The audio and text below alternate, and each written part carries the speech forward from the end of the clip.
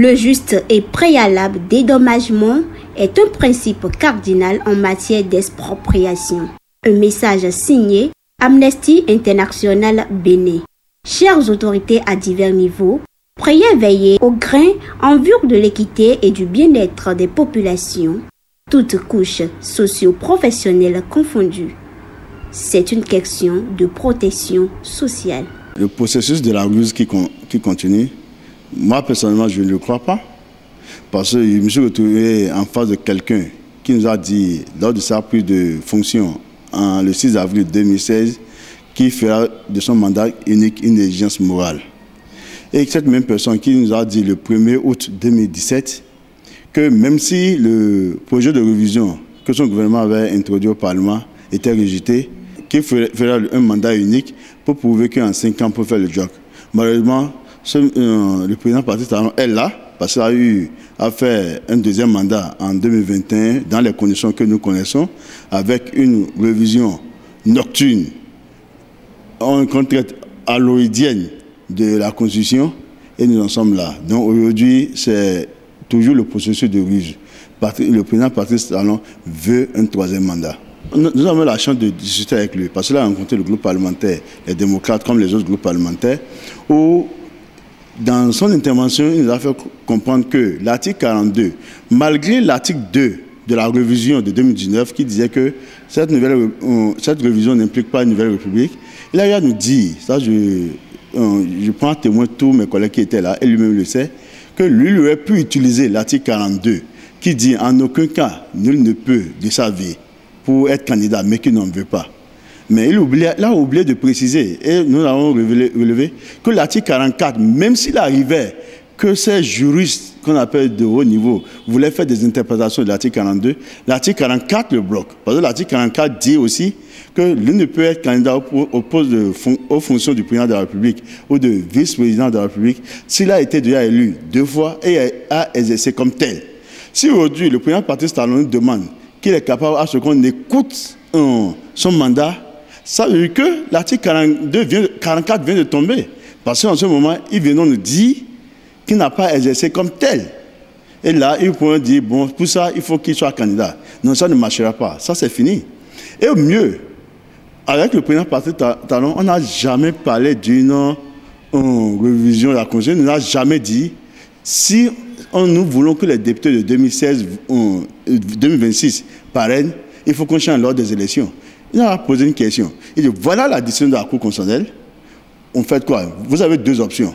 Vous allez trouver quel est le mécanisme qu'on peut trouver pour que ce soit les députés actuels et maires actuels qui parrainent, ou bien les députés et maires qui sont élus en 2026. Et c'est sûr, le président du groupe parlementaire, à Tchadé, a répondu qu'on n'avait pas réfléchi à la question et qu'on va lui revenir. Et on lui est revenu. Et on a trouvé un moyen simple, en présence des autres partis politiques qui ne sont pas représentés à l'Assemblée nationale, des juristes, de certains membres de la société civile, on a dit, du moment que, même dans la décision de la Cour constitutionnelle, il est dit que dans le code électoral, on n'avait pas précisé la période de remise des parrainages. Il fallait régler ça. Il fallait régler ce problème. C'est ce qui a été réglé. On dit, on propose pour que les parrainages soient remis à ceux qui ont droit entre le 1er et le 15 janvier de l'année électorale. Et là, le problème est réglé. Mais à notre grande surprise, nous avons vu notre collègue Hassan Sebou qui insiste avec sa proposition de révision de la Constitution. Et pour venir nous conforter dans le fait qu'il faut d'abord que le président soit élu pour lutter pour disposer de sa majorité. Ça veut dire que nous voulons quitter alors un régime présidentiel pour aller à un régime présidentialiste. Et je vous dis, ce fait nous a maintenant dit qu'on vient de changer, on veut changer fondamentalement notre Constitution. Et je tiens à le dire également que pour l'auteur de la proposition de la révision pense être plus rusé. Du moins, c'est vrai que le régime utilise que la ruse, en voulant nous conduire dans le contraire de ce qui est écrit dans la proposition de la révision. Parce qu'aujourd'hui, on sait qu'on est dans un régime présidentiel. Si on nous amène dans un régime présidentialiste, ça veut dire que les fondamentaux, ce n'est pas que 2 mandats constitutionnels, l'âge 40 ans, 70 ans. Il y a des petits mots. Et mieux, il le dit. Le président Diogbenou, en 2012, a dit qu'une virgule de toucher fait de dans la même constitution, fait de cette constitution une nouvelle république. Et je continue toujours par dire, dans la proposition de révision de l'honorable Hassan Seybour, l'article 2, qui avait figuré dans la proposition de 2019, a changé. Parce qu'au moins dans l'article 2, il était dit que cette révision de la Constitution ne fait pas de la Constitution une nouvelle république. Mais ça a été enlevé dans la proposition de révision de l'honorable Hassan Seybour. Hassan Seybour, l'honorable, mon collègue Hassan Seybour, mon doyen, n'est qu'un pion.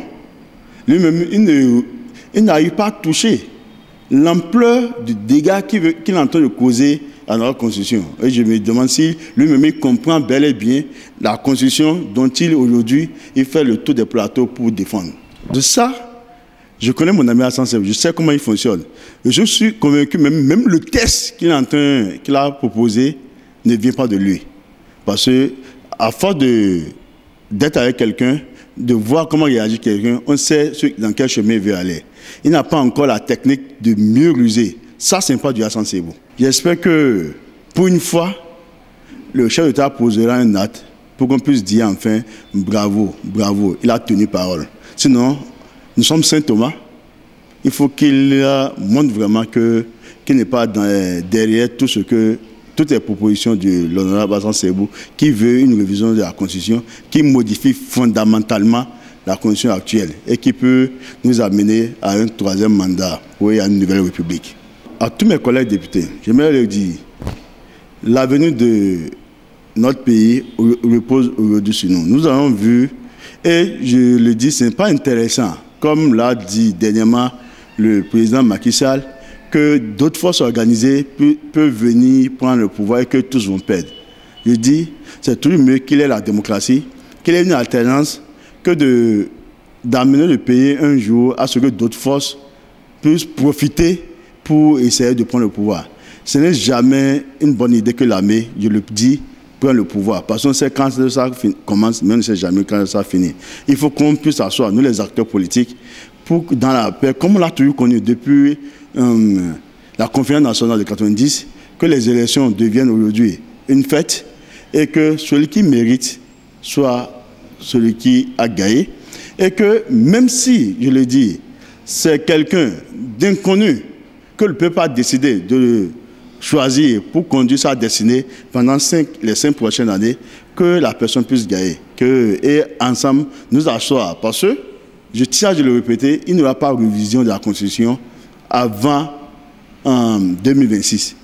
Les députés actuels ne pourront pas réviser cette Constitution. S'il doit y avoir révision, il faut que ce soit le prochain président, les prochains députés qui s'asseyent et ensemble, avec toutes les personnes indiquées, pour discuter de l'avenir de notre pays. Parce que ici, le président de la République dit, lui pense, c'est qu'aujourd'hui, il pense être la personne qui doit dire l'orientation que nous devons prendre. Il n'est pas, le président Talon n'est pas la Constitution du Bénin. Et seule la Cour constitutionnelle peut dire l'orientation aujourd'hui qu'on a, la vision de notre Constitution, pas le président Talon. Si les députés décident, que ce soit les députés actuels, je pense qu'il ferait mieux et de ne pas s'impliquer.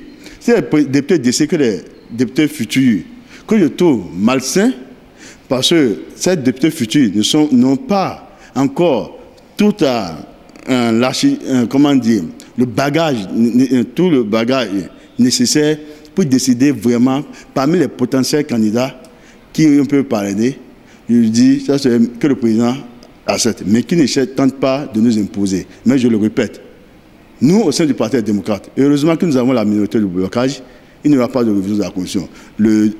La proposition de révision de l'honorable Hassan Seybour est à jeter à la poubelle. Et il en sera ainsi. Le juste et préalable dédommagement est un principe cardinal en matière d'expropriation. Un message signé Amnesty International Bénin.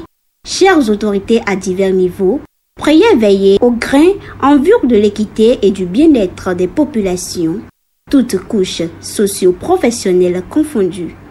C'est une question de protection sociale.